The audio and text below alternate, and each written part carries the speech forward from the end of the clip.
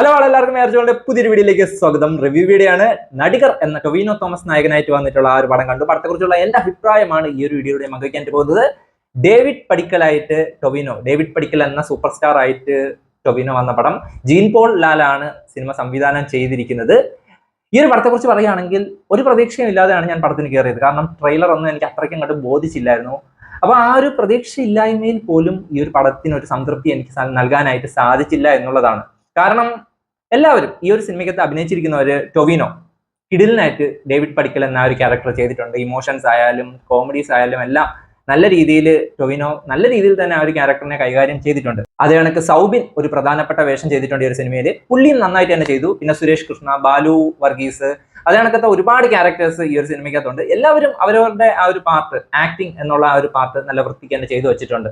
പക്ഷേ എല്ലാം ഉണ്ട് പുഷ്പയ്ക്ക്, പക്ഷെ ചിലതൊന്നും ഇല്ല എന്ന് പറയുന്ന ആ ഒരു വരി അനുവർത്തമാക്കുന്ന രീതിയിൽ നടികർ എന്ന സിനിമയ്ക്ക് ടെക്നിക്കലി എല്ലാം ഉണ്ട്. ടെക്നിക്കലി സിനിമാറ്റോഗ്രഫി ആയാലും എല്ലാം ഡീസന്റ് ആയിരുന്നു സംഭവം. അത് കണക്ക് ആക്ടേഴ്സിന്റെ പെർഫോമൻസും എല്ലാം ഡീസന്റ് ആയിരുന്നു. പക്ഷേ കഥ എന്നും പറയുന്ന ഒരു സാധനമില്ല. ഫസ്റ്റ് ഹാഫ് ഒരു ഡീസന്റ് എന്റർടൈനർ എന്ന രീതിയിൽ നമുക്ക് കണ്ടിരിക്കാം. അങ്ങും ഇങ്ങുമായിട്ട് കുറെ കോമഡീസും കാര്യങ്ങളൊക്കെ ഉണ്ട്. പക്ഷെ സ്കിറ്റ് കാണുന്ന കണക്ക് ഇരുന്നാൽ പോരല്ലോ, ഒരു കഥ വേണ്ടി സിനിമ ആകുമ്പോഴത്തേക്കും ആ ഒരു മെയിൻ പ്ലോട്ടിലേക്ക് ഇപ്പൊ കയറും എന്ന രീതിയിൽ ഫസ്റ്റ് ഹാഫ് കൊണ്ട് അങ്ങ് നിർത്തി. ഒരു ഡീസന്റ് ആയിട്ടുള്ള ഒരു എന്റർടൈനർ എന്ന രീതിയിൽ ഫസ്റ്റ് ഹാഫ് നമുക്ക് കണ്ടിരിക്കാം.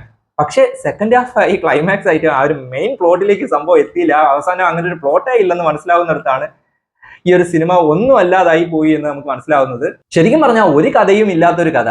ബാഡ് ബോയ് ആയിട്ടുള്ള ഡേവിഡ് പടിക്കൽ എന്ന സൂപ്പർ സ്റ്റാറിനെ നല്ലവനായിട്ടുള്ള ഒരു ഉണ്ണിയാക്കി മാറ്റുന്നിടത്ത് കഥ അവസാനിക്കുകയാണ് സുഹൃത്തുക്കളെ. അത്രേ ഉള്ളൂ സംഭവം. പ്രത്യേകിച്ച് ഒന്നുമില്ലാത്തൊരു കഥ. വേണമെങ്കിൽ നമുക്കൊരു ഫീൽ ഗുഡ് സംഭവം എന്നൊക്കെ വിചാരിക്കാമെങ്കിലും അത്തരത്തിൽ ഒരു ഗുമ്മ് ഈ ഒരു സിനിമ നൽകുന്നില്ല. ഒരു സംതൃപ്തിയും നൽകിയിട്ടില്ല കേട്ടോ. അങ്ങ് ഇങ്ങുമായിട്ട് കുറെ തമാശകളുണ്ട്, ചിരിക്കാൻ തക്ക ഉള്ള തമാശകളൊക്കെ ഈ ഒരു സിനിമയിലുണ്ട്. അതേപോലെ തന്നെ ഇക്കിളി ഇട്ടാൽ പോലും ചിരിക്കാത്ത അത്തരത്തിലുള്ള തമാശകളും ഈ ഒരു സിനിമയ്ക്കകത്തുണ്ട്. അപ്പൊ അത്തരത്തിലൊരു സിനിമ, ഈ ഒരു സിനിമയുടെ ഏറ്റവും വലിയ പോസിറ്റീവ് ടൊവിനോ തോമസ് തന്നെയാണ്. പുള്ളി നന്നായിട്ട് ചെയ്തിട്ടുണ്ട്. അതാണ് ബാക്കിയുള്ള ആക്ടേഴ്സും അല്ല, അവരവരുടെ പെർഫോമൻസ് ഒക്കെ നല്ലതായിട്ട് ചെയ്തു. പക്ഷെ എല്ലാം ഉണ്ടായിട്ട് ഒരു കാര്യമില്ലല്ലോ. കഥ ആണല്ലോ ഒരു സിനിമയുടെ ബാക്ക് ബോൺ എന്ന് പറയുന്നത്.